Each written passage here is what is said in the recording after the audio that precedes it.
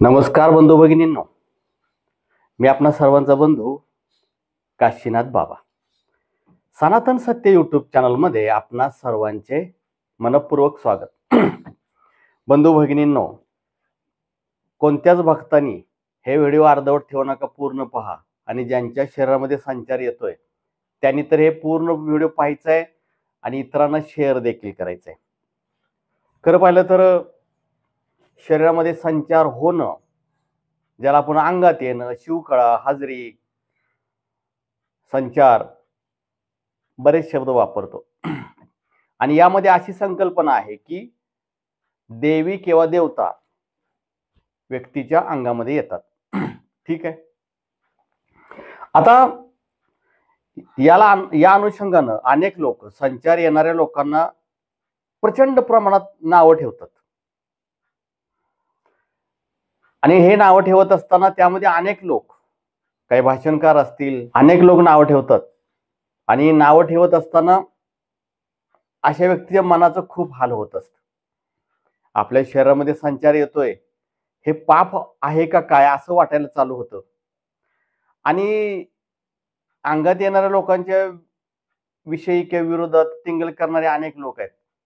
याचं कारण असं की संचार होणाऱ्या लोकांचं कुठेही संघटन नाहीये. अशा लोकांनी कुठेही मोर्चे काढले नाहीत, तोडफोड केलेली नाहीये, दंगल केलेली नाहीये. मग सर्वात सोपा विषय आहे अशा लोकांना नावं ठेवायचं आणि प्रसिद्ध व्हायचं. आता अनेक हरामखोर बुवा बाबा देखील आहेत ज्यांना गेनमाळ करण्यासाठी तुम्हाला संचार हवाय. तुमच्या अंगात संचार पाहिजेच, कारण त्यांना गेनमाळ करायची, लाखो रुपये कमवायचे आहेत. संचार नसला तरी पण ते जबरदस्तीने गेनमाळ घालायला लावतात. गेनमाळ करा, संचार आहेच, 4 संचार आहेत, 5 संचार आहेत, 20 संचार आहेत असं सांगून गेनमाळ तर घालायला लावतात. हे हरामखोर गुरुवर्य याविषयी कधी बोलणार नाहीत. संचार येणाऱ्या लोकांची बाजू आजपर्यंत कोणीही घेतलेली नाही. युट्यूबच्या इतिहासात फक्त काशीनाथ बाबाच तुमची बाजू घेऊन लढतोय. तरी सुद्धा दुर्दैव असं की हे भोंदू लोकच तुम्हाला हवे आहेत. आता प्रश्न असा आहे की हे नावं ठेवत असताना प्रत्येकाचं एक वाक्य असतं, मलमूत्राच्या शरीरामध्ये, अपवित्र देहामध्ये ईश्वर येईलच कसा. म्हणजे संडास बाथरूमचं हे शरीर, अपवित्र शरीर, या शरीरामध्ये देवी किंवा देवता येईलच कसं. ठीक आहे, तुमच्या या प्रश्नाचं उत्तर देखील मी व्यवस्थित देणार आहे, समजून घ्या. पहिला विषय असा आहे की कोणालाही नावं ठेवणं, कोणाविरुद्ध काय बोलणं हा उद्देश माझ्या व्हिडिओचा नाहीये. माझा उद्देश केवळ संचार ज्यांच्या शरीरामध्ये येत असतो अशा भोळ्या भाबड्या लोकांची बाजू घेणं आहे. तुमचा पहिला प्रश्न असा आहे की ईश्वर येतो, तो कुठंतरी दुसरीकडे बसला आणि तो शरीरामध्ये येतो, हा कोणाचा प्रश्न आहे? निंदकांचा. त्यांना मी हे समजून सांगू इच्छितो की तुम्हाला नावं ठेवण्या अगोदर तुम्हाला तुमचा स्वतःचा मेंदू थोडासा अपडेट करावा लागेल. मेंदू तुमचा अपडेट नाहीये. त्यामुळे तुमचा प्रश्न असा आहे की मलमूत्राच्या शरीरामध्ये ईश्वर येईलच कसा. ईश्वराविषयी तुमची व्याख्या काय आहे की दूर कुठे तर तो बसलाय आणि ठराविक वेळेला अंगामध्ये येतो. अशा लोकांना मी हे सांगू इच्छितो की तुमचा असा एक भ्रम झालेला आहे की ईश्वर अपवित्र ठिकाणी येऊ शकत नाही. आणि हा भ्रम झाल्यामुळं, तुमचा मेंदू अपडेट नसल्यामुळे तुम्ही असं बोलताय. हिंदू अध्यात्मशास्त्र जर तुम्ही वाचून पाहिलं, भगवद्गीता असेल, भागवत असेल, उपनिषद असेल, योगदर्शन असेल, किंवा अशा अनेक ग्रंथ आहेत. आपले साधू संत असतील ज्यांनी ईश्वराची प्राप्ती केलेली आहे, योगी असतील, ऋषी असतील, मुनी असतील, या सर्वांचं असं म्हणणं आहे की ईश्वर सर्व व्यापक आहे, कणाकणामध्ये आहे, सर्वत्र विराजमान आहे आणि तो कुठून येत नाही, जात नाही. जसं आत्म्याविषयी आपण म्हणतो त्याला जाळू शकत नाही, मारू शकत नाही, भिजवू शकत नाही, कापू शकत नाही, त्याचा जन्म नाही, त्याचा मृत्यू नाहीये, अशीच व्याख्या ईश्वराला सुद्धा लागू होते की ईश्वर कुठून येत जात नाही, ईश्वर सर्वत्र विराजमान असतो, कणाकणात असतो. असं कोणतंही ठिकाण नाही, अशी कोणतीही जागा नाही जिथे ईश्वर नाही. आणि अशी जागा संपूर्ण ब्रह्मांडामध्ये कुठं असू शकत नाही असं आमचं हिंदू अध्यात्मशास्त्र सांगतंय. तर अशा मूर्ख लोकांना, ज्यांचा मेंदू अपडेट नाही, त्यांना मी हे सांगू इच्छितो, मग ईश्वर येईल आणि जाईल कसा? आता तुमच्या दुसऱ्या एका प्रश्नाचं उत्तर देतो की मलमूत्राच्या शरीरामध्ये ईश्वर येईलच कसा. तर अशा अर्धवट ज्ञानी लोकांना मी एक उत्तर देऊ इच्छितो किंवा एक प्रश्न विचारू शकतो.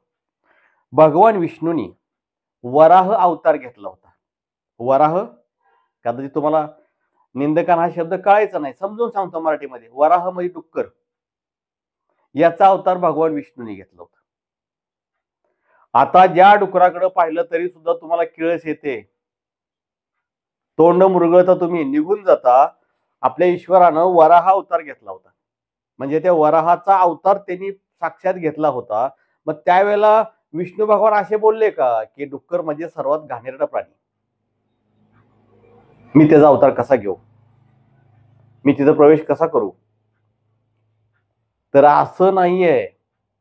ईश्वर डुकरामध्येही आहे, हत्तीमध्ये आहे, वृक्षामध्ये आहे, कणाकणात आहे, अणुरेणूत आहे, मनामनात आहे. अहम ब्रह्मास्मी हे वाक्य काय दाखवतो तुम्हाला? मीच ब्रह्म, सोहम, तोच मी ईश्वर, हे ज्या वेळेला दाखवतो त्यावेळेला तुमच्या, पुन्हा एकदा शब्द वापरतोय, राग मानू नका, पण निंदकांना हा शब्द योग्य आहे. तुमचा मेंदू अपडेट नाही, हे ओल्ड व्हर्जन आहे तुमचं. शास्त्राचा अभ्यास नाहीये, ईश्वराची अनुभूती नाहीये, भक्ती नाहीये. त्यामुळे केवळ भाषण ठोकता असताना टाळ्या मिळावा म्हणून हे वापरलेलं वाक्य आहे. म्हणजे ईश्वर सर्वत्र आहे, तो पाप पुण्याच्या पलीकडे आहे आणि पवित्र अपवित्राच्या पलीकडे आहे. महाकालीचं वाक्य पहा ना, महाकाली राक्षसांच्या रक्त मांसामध्ये थया थया नाचली, रक्तानं आंघोळ केली राक्षसांच्या. एवढंच काय, त्या राक्षसांचं रक्त प्राशन केलं. त्यावेळेला महाकाली बोलली का हे अपवित्र रक्त मी कसं घेऊ? नाही. आणि जर असं झालं असतं तर रक्तबीज राक्षसाचा वध होऊ शकला नसता, कारण तो म्हणला असता मी आता सगळं शरीर माझं अपवित्र करतो, आता पवित्र देवी माझ्याजवळ येणारच नाही, अपवित्र देहाला ती प्रवेश करू शकत नाही, हात लावू शकत नाही. आता मी असं करणार की मी सगळं शरीर माझं घाणेरडं करून टाकणार, माझ्या शरीराला मलमूत्र लावणार, मग देव माझ्याजवळ येणारच नाही. एक लक्षात घ्या, ज्याला बंधन असतो तो ईश्वर नाही, जो बंधनांच्या पलीकडे गेलाय तो ईश्वर. असं जर झालं की मलमूत्रा जवळ किंवा मलमूत्राच्या शरीरामध्ये ईश्वर येणार नाही, तर ईश्वरापेक्षा आपण श्रेष्ठ झालो. कारण ईश्वर आपल्याला घाबरतोय आपल्या जवळ यायला, ईश्वराला किळस वाटत्या. तर ईश्वराचं दुसरं नाव सुद्धा अघोर रूप आहे. भगवान शिव स्मशानातील प्रेतांची रक्षा अंगाला फासतात. ईश्वर अघोर आहे. पाप पुण्य, पवित्र अपवित्र आणि जन्म मृत्यू याच्या पलीकडे असतो तो ईश्वर असतो. मेंदू अपडेट करा. त्यामुळं मलमूत्राच्या शरीरामध्ये ईश्वर येऊ शकतो का, हे होऊ शकतं का, हे तुमचं वाक्य पूर्णपणे चुकीचं आहे. आता ईश्वर येतो आणि जातो यापेक्षा आमचं म्हणणं असं आहे की ईश्वर असतोच, अंगामध्ये संचार होतो, याचा अर्थ ठराविक काळामध्ये त्याचं प्रकटीकरण होतं, त्याचं व्हायब्रेशन येतं. मला देखील हे मान्य आहे की अंगात येण्याच्या नावाखाली अनेक ठिकाणी ढोंग केलं जातं, लोकांना लुटलं जातं, खोटी भविष्य सांगितली जातात. युट्यूबच्या इतिहासामध्ये सर्वप्रथम मी सांगितलेलं आहे की संचाराचे 5 प्रकार असू शकतात. पहिला प्रकार गणांचे, दुष्ट शक्तींचा संचार असू शकतो. दुसरा प्रकार ढोंगाचा संचार असू शकतो, आणि ढोंगी लोक पाहिलेत मी, दिवसभर संचार घेत असतात. तिसरा संचार हा मानसिक विकाराचा संचार असू शकतो. चौथा संचार हा ईश्वराचा संचार असू शकतो. आणि 5वा संचार असा आहे की सूचना घेऊन माझ्या अंगात येणार आहे, किंवा एखादा गुरुवर्य सूचना देत असतो, तुझ्या अंगात येणारच आहे, येणारच आहे, येणारच आहे, देवी आहे, हा आहे, ते आहे. कारण त्यांना गेनमाळे घालून तुमच्याकडून खूप पैसे कमवायचे असतात. परंतु संचाराला कोणी नाव ठेवलं तर हे हरामखोर व्हिडिओ टाकून तुमची बाजू नाहीत घेणार, फक्त पैसा माल कमवायचा तुम्हाला त्यांच्याकडून. तर आमचं म्हणणं असं आहे की ईश्वर येतो जातो याच्यावर आमचा विश्वास नाही. ईश्वर सर्वत्र असतो, त्या त्या वेळेला, त्या त्या काळाला, त्या त्या कारणासाठी, त्या त्या ठिकाणी विशिष्ट उद्देशानं तो प्रकट होत असतो. अनेक वेळेला त्याचे व्हायब्रेशन येऊ शकतात, अंग शहारलं जाऊ शकतं, थरथरलं जाऊ शकतं, नृत्य केलं जाऊ शकतं. आज सुद्धा आमच्या वृंदावनामध्ये गेला तर राधेच्या नावानं, कृष्णाच्या नावानं नृत्य केलं जातं देहभान हरपून. आमच्या गोरा कुंभाराने देखील विठ्ठल नामामध्ये ते इतके तल्लीन झाले होते की देहभान हरपून स्वतःची मुलं देखील चिखलात तुडवली तरी त्यांना समजलं नाही. देहभान हरवलं जातं. या भक्तांच्या क्वालिटी आहेत. मी आता ज्यांची नावं घेतली, गोरव कुंभार असेल किंवा हे उच्च लेवलचे भक्त आहेत, उच्च लेवलचे ईश्वराला प्राप्त केलेले. परंतु सामान्य भक्त सुद्धा ईश्वराच्या नावानं त्याच्यात व्हायब्रेशन येऊ शकतं. ईश्वरासाठी त्याला रडावंसं वाटतं. ईश्वराचं नाव घेतलं की अंगावरती शहारे येतात, नृत्य करावंसं वाटतं. मोठ्यांदा काळाच्या नावानं चांग भलं म्हणून सुद्धा तो ओरडू शकतो. तुमच्या बापाचं काय गेलं? काय केलं तुमच्या बापाचं? फुकटच्या प्रसिद्धी मिळवण्यासाठी उठायचं आणि संचाराला नावं ठेवायची. कारण आमच्या संचारवाल्यांचं कुठं संघटन नाही, ते कुठं बॉम्बस्फोट करत नाही, ते कुठं दंगली करत नाहीत, ते कुठं भ्रष्टाचार करत नाहीत, ते कुणाला खुनाच्या सुपाऱ्या देत नाहीत. गरीब बिचारे आहेत. मग काय होतं, बिनविषारी सापाला गळ्यात घालून फिरायची प्रथाच आहेत आपल्यात. यांची नावं घ्यायची. तुमच्यात जर हिंमत असेल तर एखाद्या राजकीय पुढाऱ्याचा भ्रष्टाचार तुम्ही उघडकीस आणा. समाजामध्ये जे काही चाललंय ते उघडकीस आणा. धर्मांधतेच्या नावाखाली धर्म परिवर्तन चाललेले आहेत ते उघडकीस आणा. कुठं या गरीब भोळ्या भाबड्या भक्तांच्या नादाला लागताय? कशाला नावं ठेवताय? आणि नावं ठेवण्याची आपली लायकी आहे का? तो ज्याचा त्याचा मार्ग आहे. तुला काय दुखतंय का? तुला कुठं मिरच्या लागलेत का? तुझा काय संबंध आहे का? मग नावं ठेवायचं काही संबंधच नाही ना. ते संचार खोटा असू खरा असू काही असू, तुझ्या बापाचं काय गेलं? येतोय तर येऊ दे, तो त्याचा विषय, त्याच्या भक्तीचा संबंध आहे.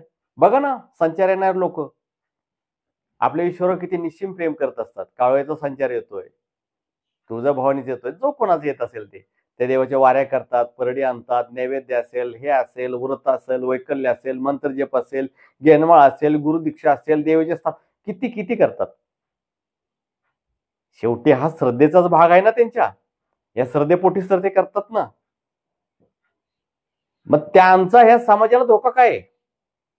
समाजाला ज्या गोष्टींच्या पासून धोका आहे त्याच्यावरती बोला. उगीच आपलं उचलली जीभ लावली टाळ्याला आणि बरळला असं बरळू नका. तोंडातून ओकारी बाहेर काढू नका, गरळ बाहेर काढू नका. एखाद्या श्रद्धेला ठेच पोचेल असं काय बोलू नका.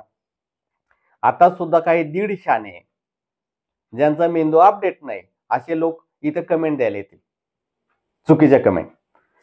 तर आम्हाला काही फरक नसतं पडत, कारण आम्ही निंदेच्या पलीकडे गेलेलो असतो. खुशाल रस्त्याने कितीही कोणी भुंकू दे. तसेच ज्यांच्या शरीरामध्ये संचार येतोय अशा लोकांना सुद्धा म्हणजे एक विनंती आहे, तुमची बाजू कोण घेतोय? तुमच्यासाठी धावत पळत कोण येतोय? त्याच्या बाजूने उभा राहायला शिका. कुठपर्यंत तुम्ही बंधूंच्या पाठीशी उभा राहणार आहे? तुम्ही बी तुमचा मेंदू अपडेट करा. समजून घ्या की आपली बाजू सनातन सत्य चॅनलवरती गेली 2 वर्षापासून मी तुमची बाजू घेते. तुम्हाला कोणी नाव ठेवलं तर मला त्रास होतो. मी त्याची व्हिडिओ काढतो, लोकांना समजून सांगण्यासाठी येतो, आणि तुम्ही मात्र जाऊ देता. तर माझी सर्वांना विनंती आहे, निंदकांना देखील, की कोणी कोणाला नाव ठेवू नका. प्रत्येकाच्या श्रद्धा विश्वासाचा भाग आहे. याच्यापासून तुम्हाला काही त्रास होत नाहीये. त्यामुळं हा विषय आपण इथंच संपूया. आणि संचार येणाऱ्या लोकांना माझी एक विनंती आहे, हे व्हिडिओ सर्वांना पाठवा. जे निंदा करतात त्यांना पण पाठवा, इतरांना पण शेअर करा. तुमचं कर्तव्य आहे. नाहीतर तुमची बाजू इथून पुढे कोणी घेणार नाही. मग तुम्ही देखील माझ्या बाजूने उभं राहिलं पाहिजे. हे व्हिडिओ जास्तीत जास्त लोकांना शेअर करा. तसेच मी पुन्हा एकदा सांगतो, निंदकांना मी नावे ठेवत नाही. निंदकांना मी ईश्वर समजून प्रणाम करतोय. कारण तुम्ही निंदा करता म्हणून तर आमची प्रगती होते. आमची साठलेली घाण तुम्ही काढता, आम्हाला स्वच्छ करता आणि तुम्ही निंदक आहात म्हणून आम्हाला आमच्या चुका कळतायत. मी कधीही कोणत्या निंदकाला शिव्या देणार नाही, अपशब्द बोलणार नाही. माझ्या संपूर्ण चॅनलमध्ये आजपर्यंत तुम्ही जेवढे पण व्हिडिओ पाहिलेत, मी कुणालाही शिवी, शाप, घाण शब्द वापरत नाहीये. अगदी मी रागवलो तरी सुद्धा संस्कारी शब्द वापरतोय, म्हणतोय की मेंदू अपडेट करा. इथं शिवी नाही दिली. त्यामुळं हे माझ्या चॅनलचे, माझ्या गुरूंचे संस्कार नाहीत. मी निंदकांना नावं नाही ठेवत. तुम्ही निंदा केल्या पाहिजेत. तुम्ही आमच्यात विघ्न आणलं पाहिजे, त्याशिवाय आमची प्रगती होणार नाही. तुम्ही जितक्या निंदा कराल तेवढा आम्ही उच्च होत जाऊ, आमची उंची वाढत जाईल. त्यामुळे आपण निंदा अवश्य करा. जर एनर्जी कमी पडली तर काजू, बदाम जे काय असेल तुम्ही आमच्या समोर या, याचे देखील आम्ही तुम्हाला पैसे देतो. कारण निंदक मजबूत असेल तर आम्ही देखील मजबूत होऊ शकतो. त्यामुळे निंदक हा मजबूत पाहिजे. मग तो नात्यातला असो, गावातला असो किंवा समाजातील कोणताही असो, तुम्ही मजबूत पाहिजे. तुम्ही काही खर्च असेल तर सांगा, माझ्याकडे या तुम्ही, आम्ही देऊ तुम्हाला, सलाईनला देखील पैसे देऊ, पण तुम्ही ताकद वाढवून आमची निंदा करा. ओके. तर आपण माझ्या चॅनलमध्ये नवीन असाल तर माझ्या चॅनलला जरूर सबस्क्राईब करा. सबस्क्राईब करत असताना ऑल या शब्दाशी जरी घंटी पण आवश्यक दाबा. जय आदिशक्ती.